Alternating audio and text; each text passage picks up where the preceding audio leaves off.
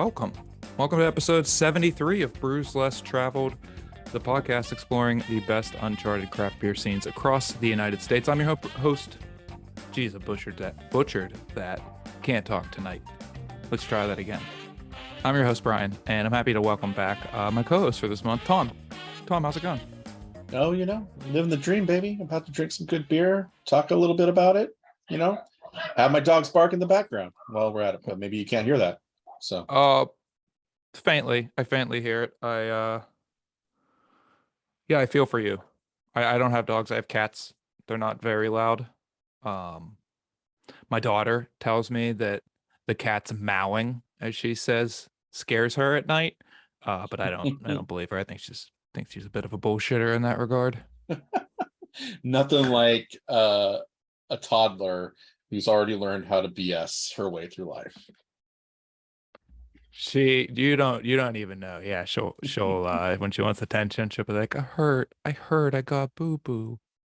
Yeah, she already knows how to pull at our heartstrings. Still in Yakima here, Thom. Not in Yakima, but talking about Yakima. So I figured put the floor out there for you to do your thing. Oh wow, I was gonna sneak it in at the end, but yeah, I would have to say I never had to be out boo-boo at St. Joe's grade school, middle school. Shout out to my history there. The nuns were actually pretty friendly to me. No rulers, no corporal punishment. Great place to have an education. Well, I knew you were going to say that, and it kind of led you into giving your weekly shout out to St. Joseph. So I've come with history facts. Did you know the parish was founded in 1875? I did not do a deep dive. I just lived it. I was living in the moment. Okay. I didn't do the. Well, tell me more. What else should I? So I read the history on the church's website. A fun little fact that was in there. I don't know why this was on there. In 1970, Sister Rebecca Berghoff accepted the position of principal of St. Joseph Grade School. She was my principal. I remember Sister Rebecca very well. Well, this will be maybe we can get confirmation on this next fact here. It was described on the official history on the website of the church. She was described as, quote, the oldest, the ugliest, and the finest. No, she may have been the oldest. She definitely was not the ugliest. That would have been Sister Joan. We're just throwing shade at other sisters from the parish now. Sister Joan, so many stories about her. I don't know if we have time, but she used to have this big dang it. And I'll tell it sometime afterwards then, but man, she was a piece of work. That's for sure. She's probably I'm assuming she's passed away, so I might be throwing shade at a maybe she, because only the good die young, as Billy Joel once wrote kind of in. There's a Catholic school line in that song. She might be still alive because she was. Anyway, I better stop. All right. Well, the final fact I had was in 1999, the church that was there was destroyed by fire. Do you remember that?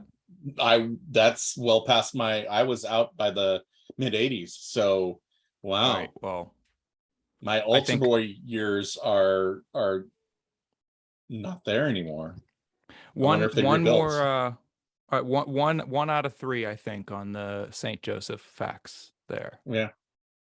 All right. Well, We've got another Yakima episode here. We're making our way through the valley that brings America hops and sandwich bag closures, among other great things. Today we're featuring Single Hill Brewing Company. They're a great Yakima-based brewery founded in 2018 by Zach Turner and Ty Paxton. They won a gold medal at last year's GABF at the Wet Hop IPA category, and in addition to numerous awards that they've won at various other competitions, including 7 medals at the 2019 Washington Beer Awards.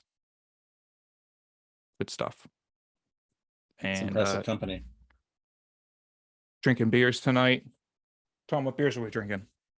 We are drinking the Shinrin-Yoku, which is a nice rice lager that we will be diving into. And I think Zach has an amazing story about where that name comes from.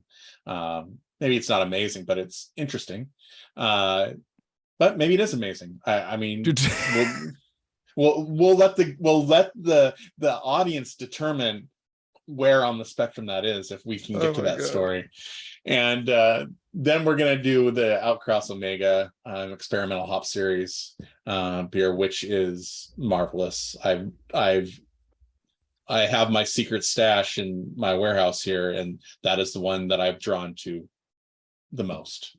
So All right. I'm gonna be biased towards that. So, but I kept the Shinrin-Yoku untouched. I wanted to be surprised on at least one of the beers here. So, and fun fact about Thom Japanese rice lagers, I much enjoy them. So Tommy likes. Yeah, Tommy definitely likes. Yeah. Well, I think it's time to bring on our guest then. Sounds good. Well, we're going to be joined by a guest tonight, so please join us in welcoming the co-founder and head brewer of Single Hill, Zach Turner. Oh, as we say here on Brews Less Travel, it's not an episode without technical difficulties. How's it going, Zach? Good. How are you guys? Wonderful. Very good. Awesome. Nice to see you. Thanks for inviting us to share our story with you guys. Oh, you're welcome. Thanks for joining us. Thom, take it away. Well, so our first beer, I'm going to open it. I haven't opened it yet. Let's do it. The Shinrin-Yoku that we talked about. Maybe you can start us off by telling us the story you told a little bit earlier about where this name came from and what it means. So Shinrin is it's a Japanese lager. We've only made it twice. We just brewed it again for hop harvest, and at this point it's all gone. Basically got drunk about halfway through hop harvest. Made it primarily to have something that's not hoppy, that's super, super refreshing that brewers would drink after they're out selecting hops all day. The name itself, Shinrin-Yoku, is I didn't really know what it meant.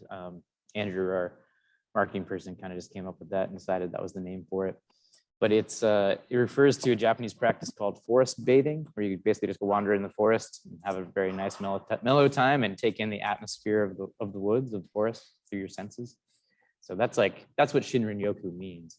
What that means related to a Japanese rice lager, I'm not really sure, but it sounds like a very pleasant thing to do. I would definitely take a walk in the woods with this beer. I mean, just the clarity of it. It's so clear. It keeps on going in and out of my green screen.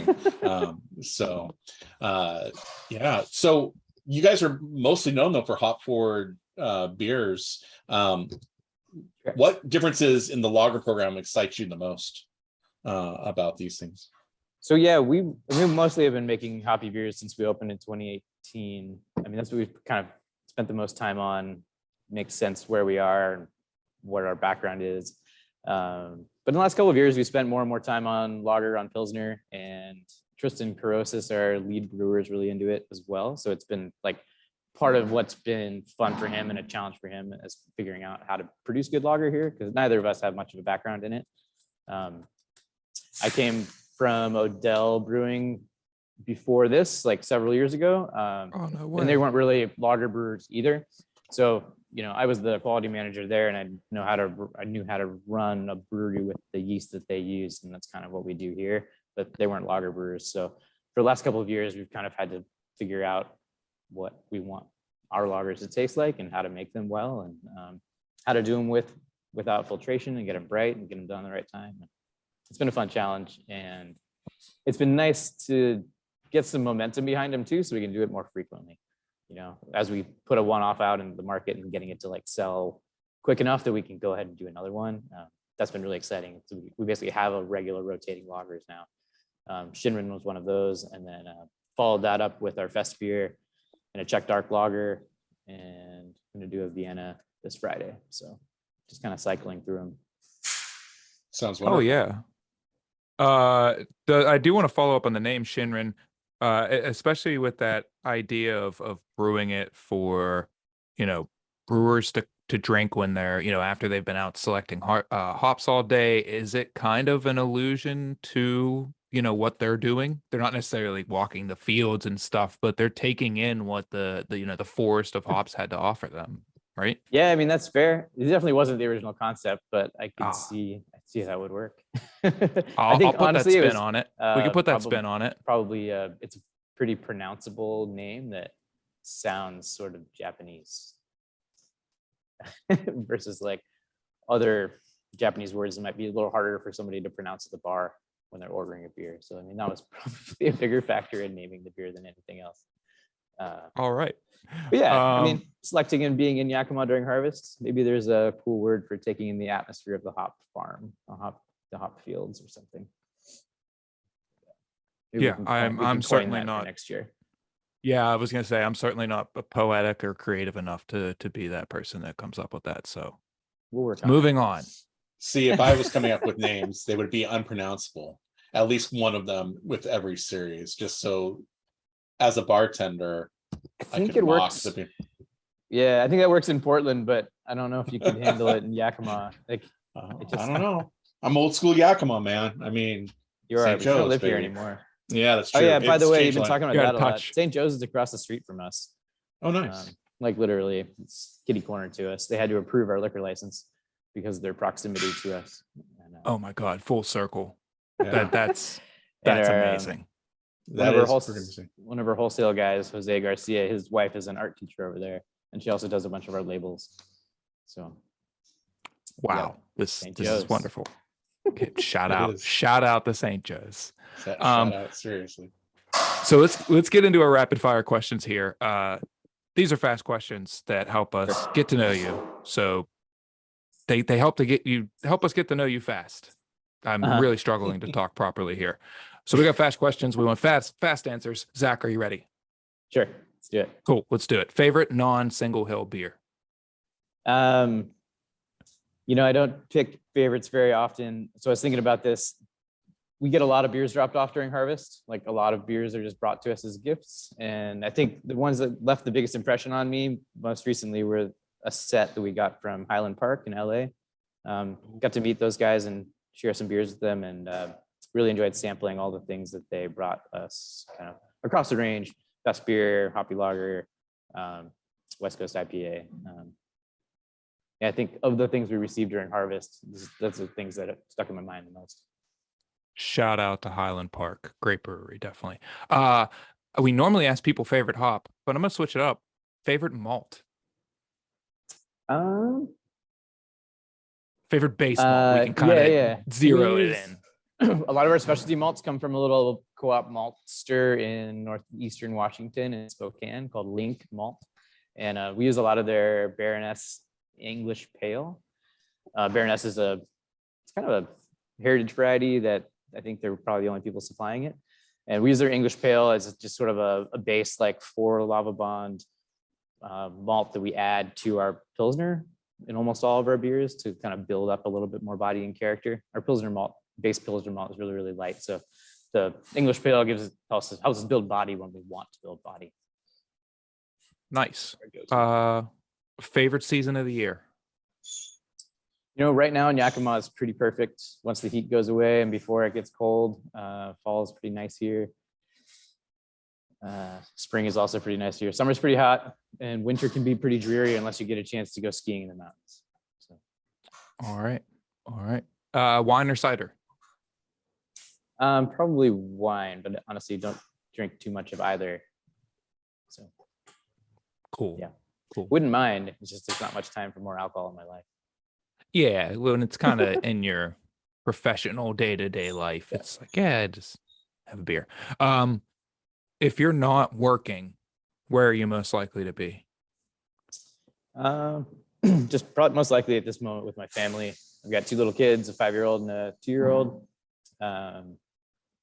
So yeah, doing something related to family stuff, maybe out in the mountains, maybe mountain biking, something like that. Heck yeah. I've asked this question before in the rapid section. Mountain biker, hardtail or full suspension? Full suspension, but I'm not that much of a mountain biker. Okay. All right. And then final rapid fire question. My favorite rapid fire question. Have you ever seen a UFO? I don't really think so. Okay. Unfortunately, maybe Okay. I'll look harder next time. But That's fine. I don't necessarily 100% believe in aliens. I really like a good alien story though. sure. How about you? Maybe we should be asking about Bigfoot though. What, Tom, why didn't we should have changed these questions. We should be asking about Bigfoot, Pacific Northwest. There's definitely Sasquatch around here. For sure. If you ask Ty, he's got quite a bit of experience in that realm. Oh. You could probably find some All right. videos of him hunting them, stalking them. He doesn't kill them. He just goes and look for them. So We'll have to reach out take to a Ty look. about. Take a look on the internet. Larry Markwart. Okay. Sasquatch. Just There we look go. sometime. Awesome. Well, thanks for the rapid fire questions. Sure, man. Moving on. So we talked a little bit about you winning a GABF medal at the beginning here. What was that like? What was the experience like? I mean, were you in Denver when it got announced? Did you get to go run up on stage? Did you what was it like? So it was for Fresh Hop IPA or Fresh Hop beer last year in 2021, and the judging and the awards for that category were separate from GABF, the main GABF last year. So actually, it was a complete surprise. I was just making beer on the brew deck, and I started getting a bunch of texts from friends being like, "Oh, good job, congratulations!" Like, wait, what are we talking about here?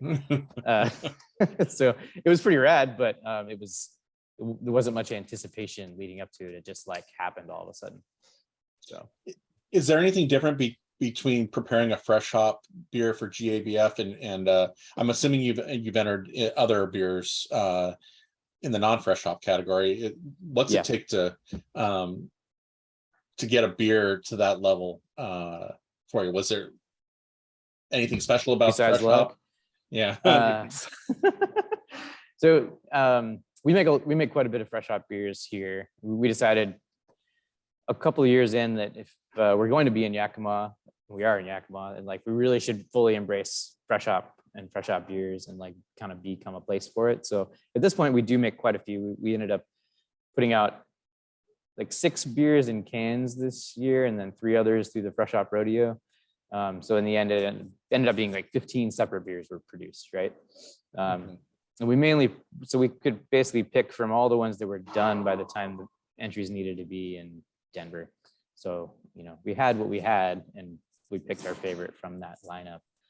We make it a little bit more challenging for ourselves because we try not to. Well, actually, at this point, we just don't. We don't use any hops that came from the previous year. So when we make a fresh hop beer, we're only using 2022 hops. So the date that we can enter the beers into GABF, like it makes a pretty big difference for us. It makes a big difference for everybody. If like the GABF entry date is, mid-September, there's just not that many days to make fresh hop beer because harvest has only been going on for 2 weeks. So if you're using wet hops on the hot side, like you only have the first week of harvest to pick from if you need to submit your beers in 2 weeks. They're 3 weeks down the road from that. So I forget the entry date this year, but it was relatively early. So some of our biggest, punchiest beers weren't even done yet. So we entered our early mid harvest beers, but not the beer that we entered in 2021. That wasn't even done yet. So it wasn't available to meet the entry deadline. Is that typical for brewers to use fresh hops for bittering charges in fresh hop beers?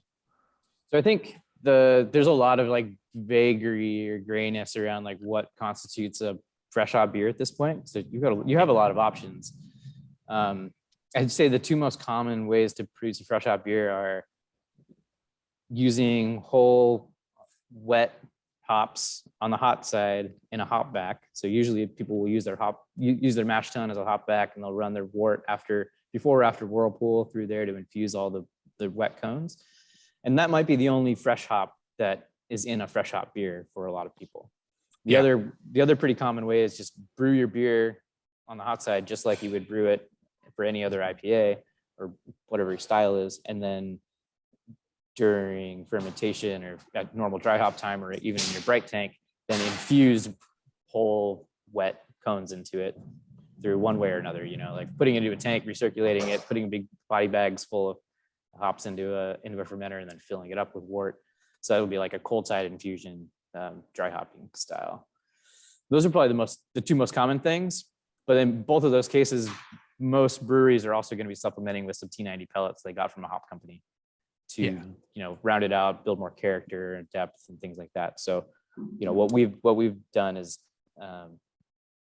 decide we have the option of not using any T90 from another year, and we used to use a bunch of hop powder that we would grind up ourselves. We get fresh dried cones from farms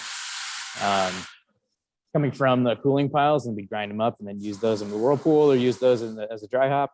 And then 2 years ago, we bought our own pellet mill. So we actually pelletize all of our own hops to use for the bittering edition, for the whirlpool edition, for the dry hops, for every other step in the process. So we use a lot of wet cones in the hop back, in our mash tun as a hop back.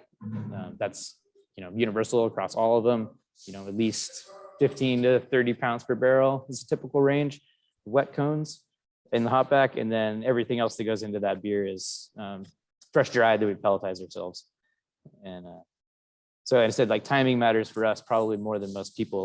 We don't have as big of a palette to work with until harvest proceeds far enough along for those hops to have been harvested, dried, for us to pelletize them and stuff. So I think it's really fun. The character of our fresh hops change over the season because of that.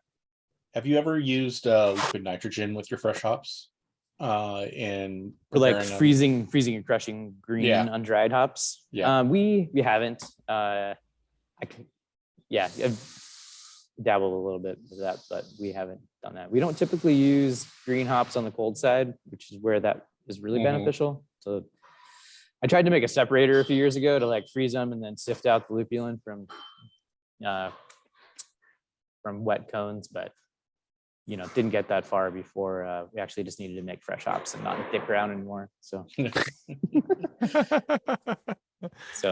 there was a concept, but it didn't really come together. Now you can just buy a YCH 301 and that's all done for you, but that doesn't qualify for us either because it was made last year. So continue talking about ingredients.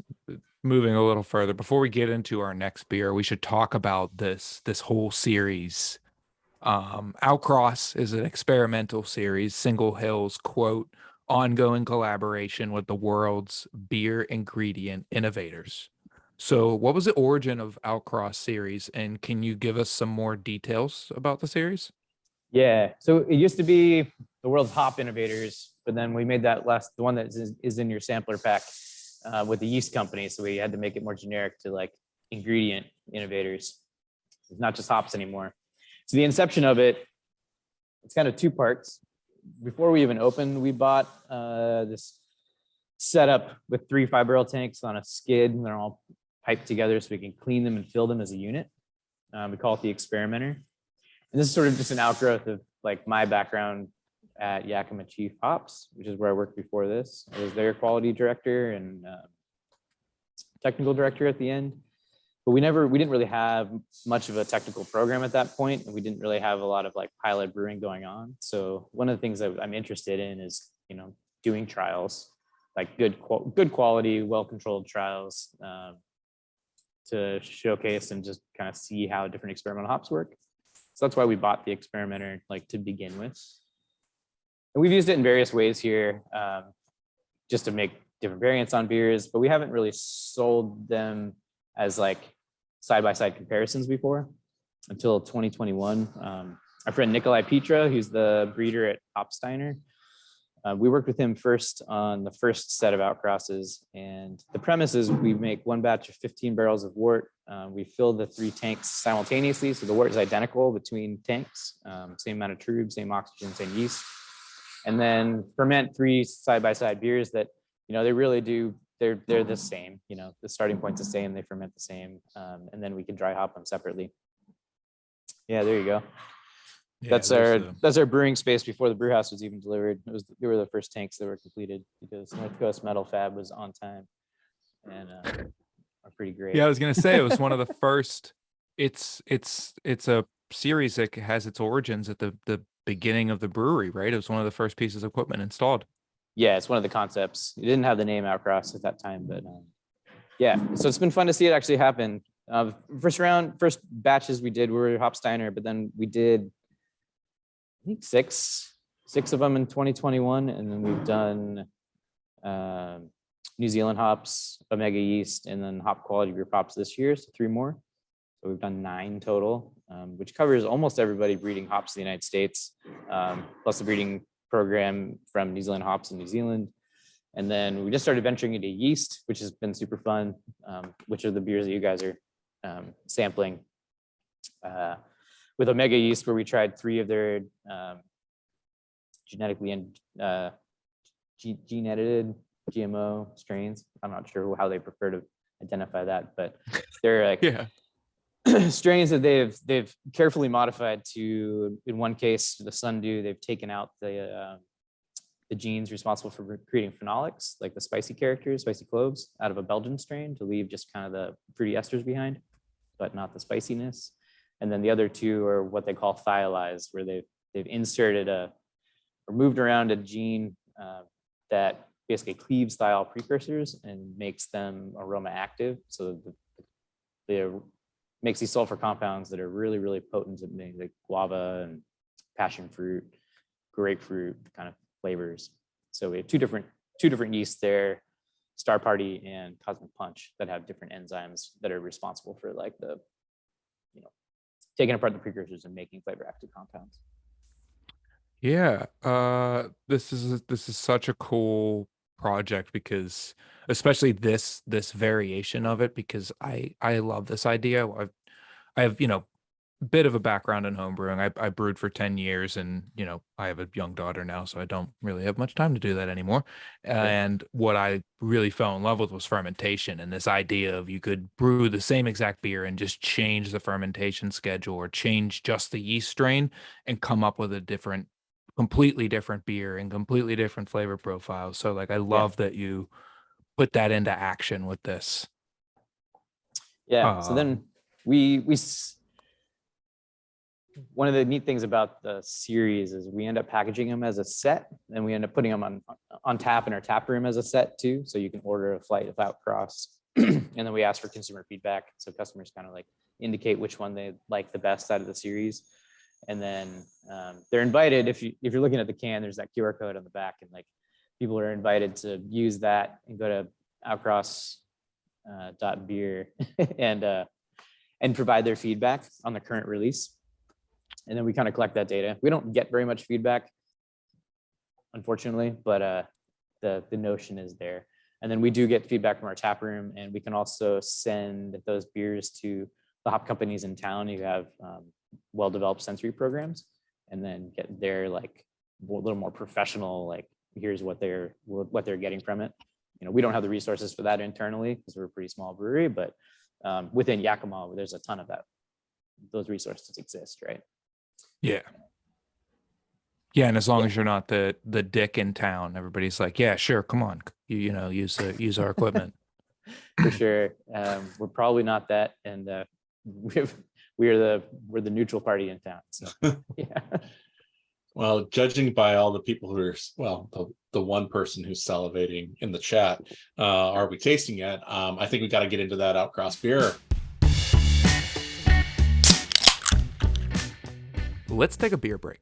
Most people associate the birth of the craft beer revolution with a few notable places: Anchor Brewing in San Francisco, New Albion in Sonoma, and Sierra Nevada in Chico, all places in California. But did you know that the first brew pub to open after Prohibition was located in Yakima? Grant's Brewery Pub opened in 1982, serving Grant's real ales made by proprietor Burt Grant.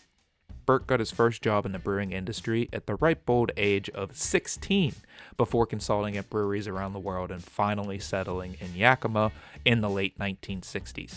Grant's Brewery Pub was opened in Yakima's old Opera House and began with a pale ale and expanded its lineup to include an IPA, amber ale, Scottish ale, Bert was from Scotland after all, and a number of seasonal styles. The brew pub eventually moved to the city's train depot and existed there under Bert's ownership until 1995 when it was sold.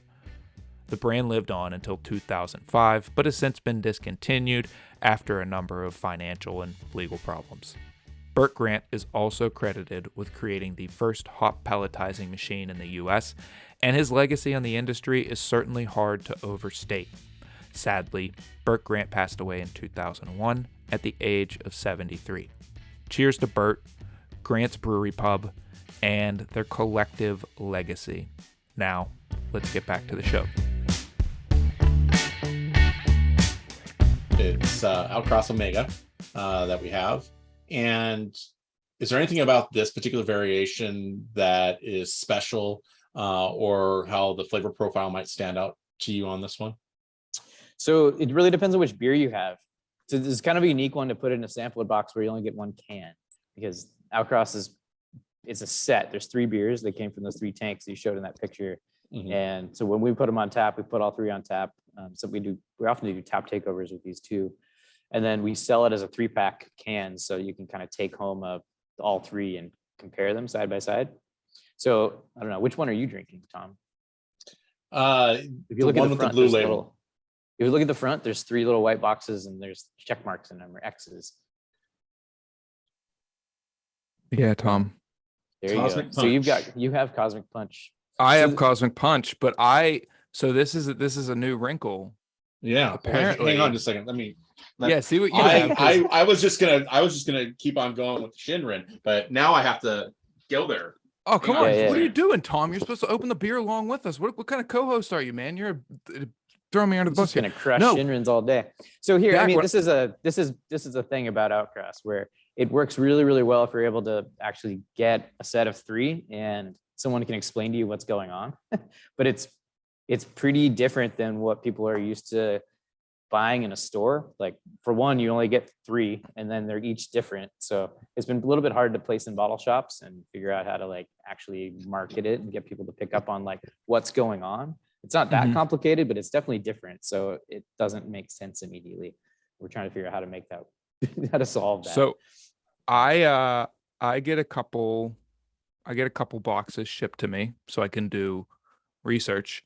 And I had the Star Party first. Cool. Having the Cosmic Punch now, noticing significant more suspension haze with this one. Totally.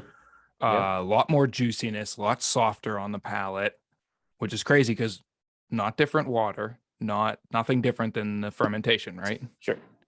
Oh wow. Yeah, I fermentation don't know is which- all the same. I don't know which Yeah. one I drank the first time, but this is so much different than when I had it first. Crazy. I didn't even. Which one do you have? I have the Sun Brew Ale, or is the Sun Sundew. Sundew. Sorry, it's small Okay. writing, and I have bad eyes. So Yeah, Well- fair enough. So look, I can walk you guys through the 3. So Sundew is the one where Omega basically turned off the phenolic genes. So the gene in there that's creating the spicy, like clovey flavors that you would get when you're fermenting a Belgian. So it's a Belgian yeast that's the base, and I don't remember the number of this particular strain, but they took their base strain, they used some biotechnology to turn off a gene and leave behind the rest of the rest of the yeast is unchanged. So it's still producing the same ester profile. All the other things are the same. It's just not producing phenolics.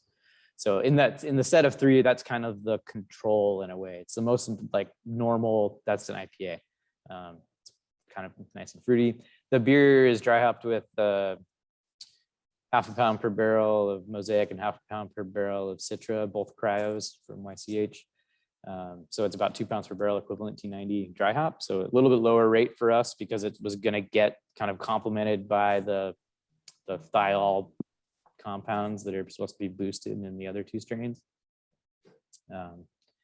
And then Cosmic Punch, which you're drinking, Brian, that's their strain that the base is basically their London hazy strain, British Ale 5, that they've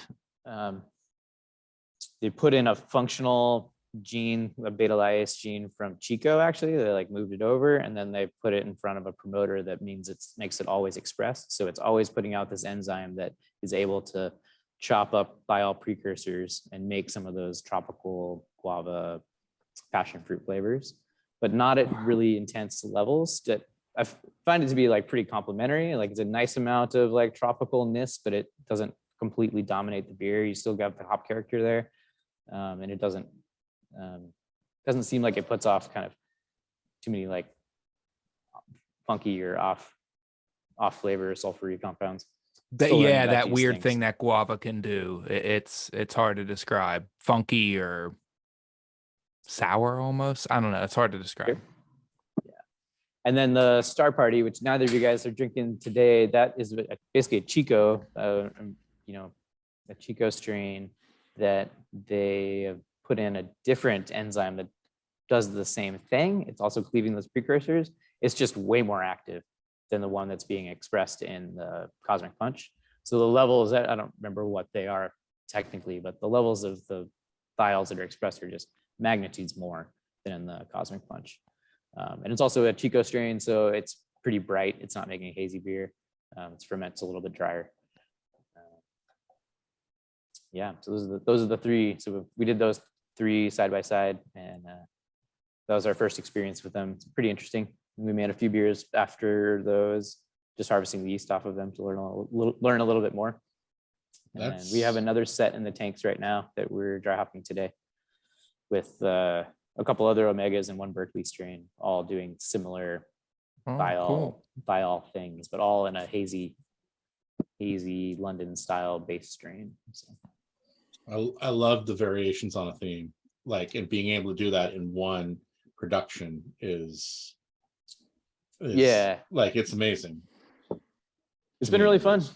And I mean, it's been an amazing way for us to connect with a lot of different suppliers too. You know, I was at Yakima Chief for almost 6 years, I think 5 or 6 years. And so I'm like pretty deeply ingrained in the hop industry on the supply side. But it's been really nice to be able to use this project kind of like platform to connect with pretty much everybody else who's working in the hop industry.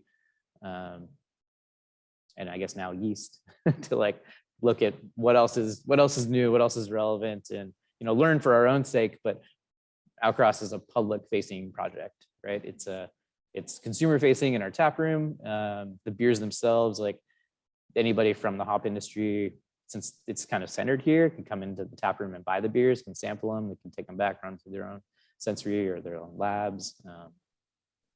You know, it's a very open thing.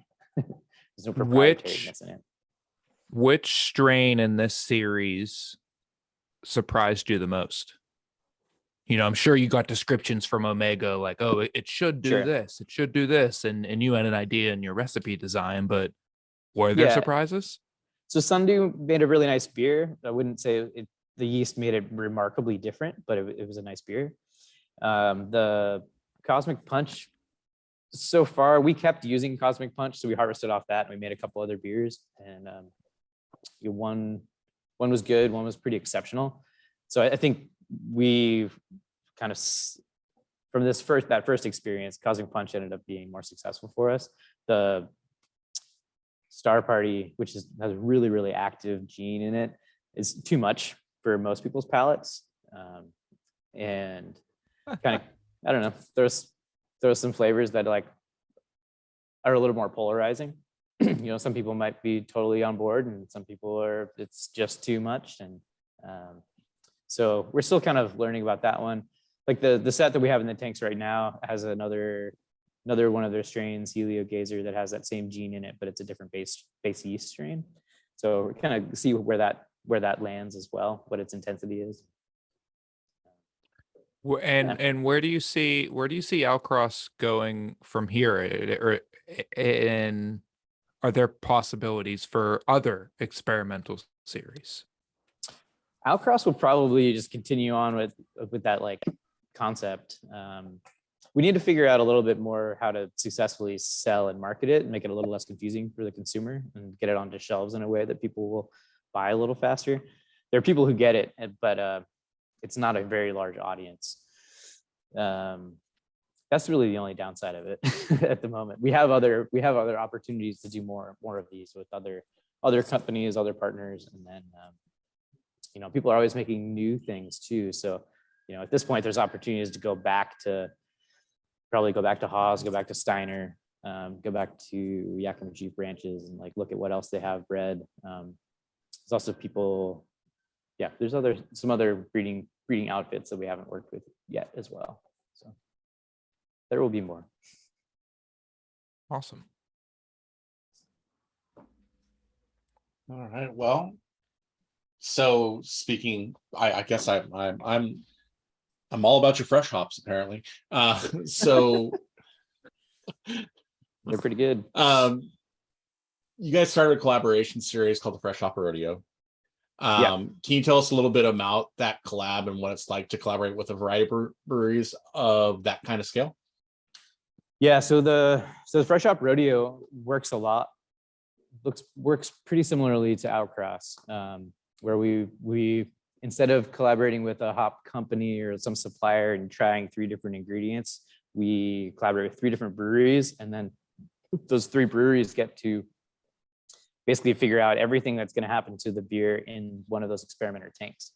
So like the last round was Stone, Fort George, and Fremont.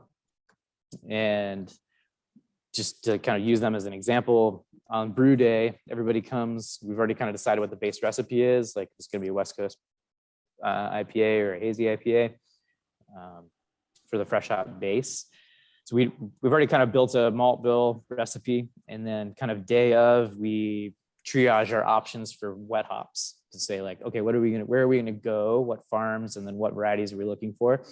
And the group of us, so the 3 breweries plus some Single Hill people, we'll mash in and we'll rally around the valley and pick up all the wet hops for the day, come back and put those into the mash tun as the like hop back wet hop edition. And that's the base beer. So everybody's collaborating on that base beer from there. We might pelletize some hops and use them in the whirlpool too. Kind of depends on the direction we want to go. And then we'll split it into those 3 tanks, the same ones we use for Outcross. And then Stone gets a tank, Fremont gets a tank, Fort George gets a tank, and they get to decide. This year, people brought their own yeast in a lot of cases. So they're fermenting with different yeasts sometimes. And then they get to decide what all the fermenter hops will be, fermenter hops or dry hops.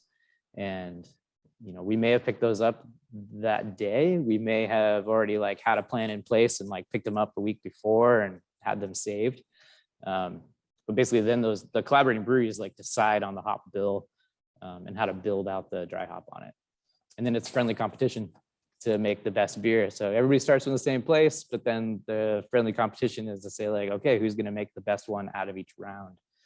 And so we do 3 rounds of this, 9 different breweries, and put them on tap one set at a time. So, the round 1 is on for 2 weeks, round 2 is on for 2 weeks, round 3 is on for a week or 2. And then the best beer from each round ends up into the finals. And the finals actually just went on tap today. So that's kind of how that works. And then when you win, you get a belt buckle that says Fresh Hop Rodeo champion or 2nd place or 3rd place. So who is in the finals this year? I'm not 100% sure, but I'm pretty sure it's Stone, Grains of Wrath, and Wayfinder. Oh, shout out to Wayfinder. Yeah, so Wayfinder made a lager fermented IPA with a bunch of fresh Centennial and the fermenter hops. Grains of Wrath, can't quite remember what his dry hops were, but it was a West Coast IPA fermented with Chico that he brought up. And then Stone fermented with our yeast, late season fresh hops. So kind of get some weird options by the time you get to the last weeks, because harvest is getting on pretty long. So yeah, good beers. So Wayfinder's really sticking to that cold IPA trend. They are not.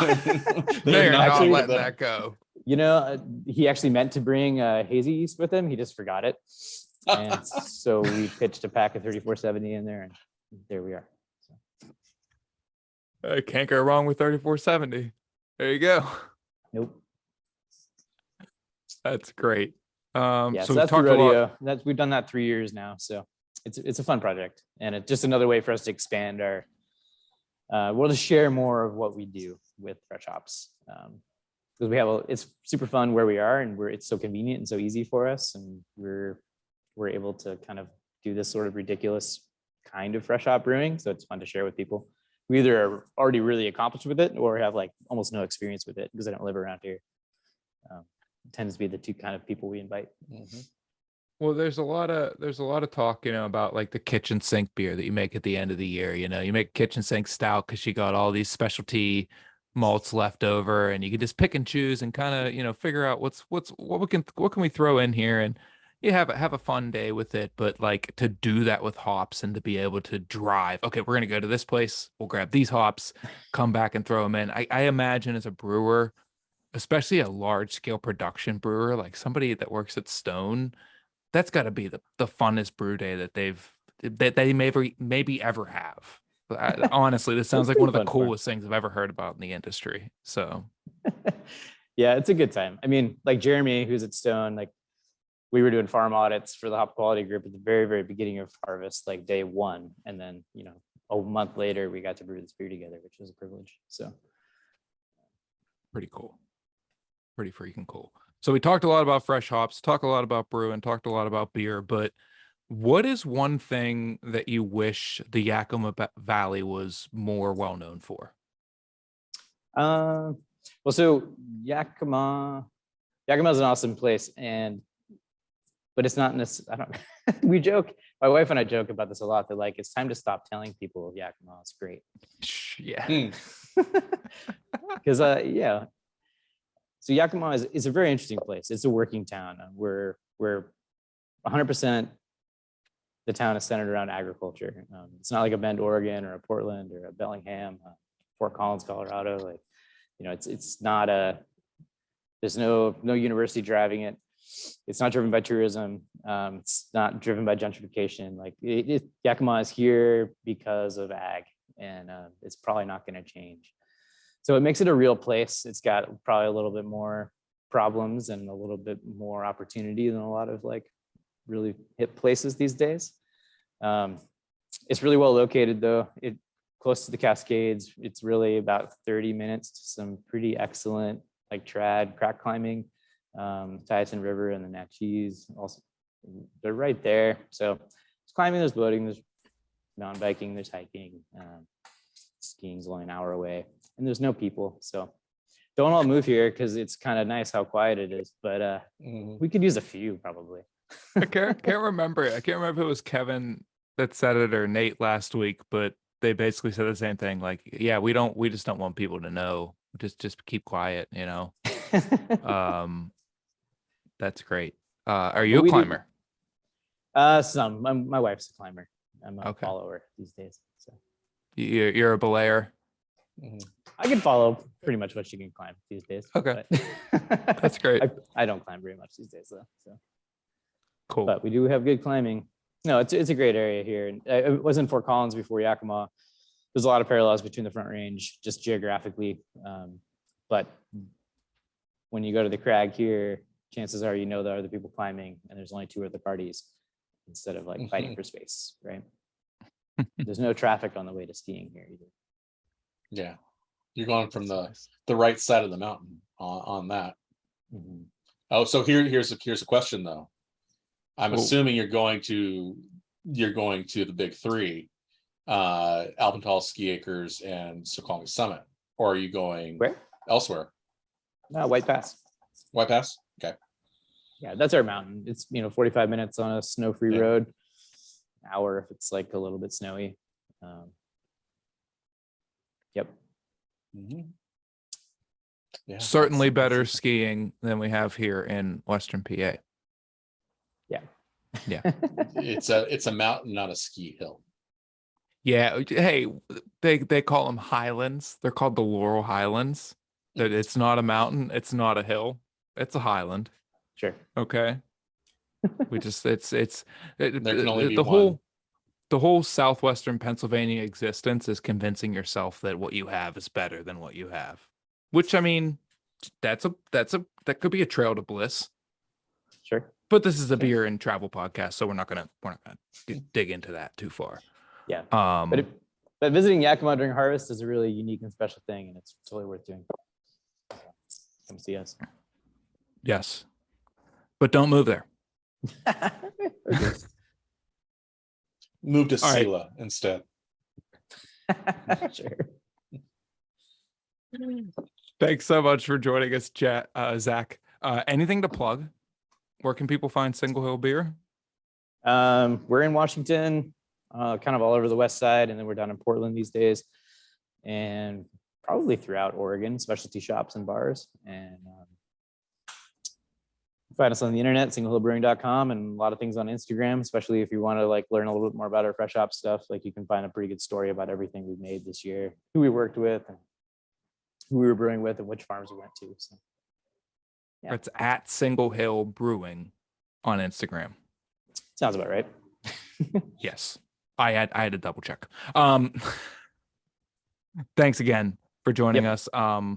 Thanks to you, and thanks for everybody at Single Hill for providing the beers for this episode. These were really great, enjoyable beers, and super cool to learn about the Outcross series and everything you guys are doing over there. So everybody at home, if you want to learn more, at Single Hill Brewing on Instagram. You can find more from us at brewvana.com. Check out the beer club and get great local beers like these ones featured on the show today, shipped directly to your door. Also check out our holiday beer boxes. Excellent gift option for that friend that's always stealing your beers. I will again say how excited I am for the beer lineup in both the Hoppy Hanukkah and the 12 Beers at Christmas box. So please go check that out. We're going to have a great time for the holidays this year. But in terms of Brews Less Traveled, we got one more great Yakima brewery to learn about next week. And until then, stay safe, be kind, and support your local breweries, everybody. Cheers. Cool. Cheers, guys. Thank you so Thanks, much. guys. Thanks, Have a Zach. nice night. Cheers. Thanks for watching Brews Less Traveled on YouTube. Be sure to like this video and subscribe to our channel for more interviews with brewery professionals.